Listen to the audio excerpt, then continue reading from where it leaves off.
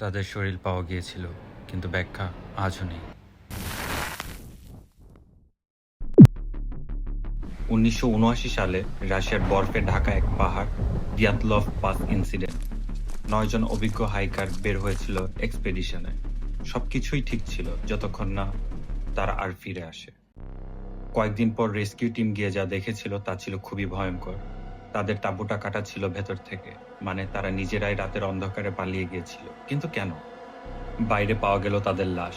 কেউ ছিল অর্ধনগ্ন, কেউ বরফে জমে গেছে, আর কারো শরীর ছিল অদ্ভুত আঘাত।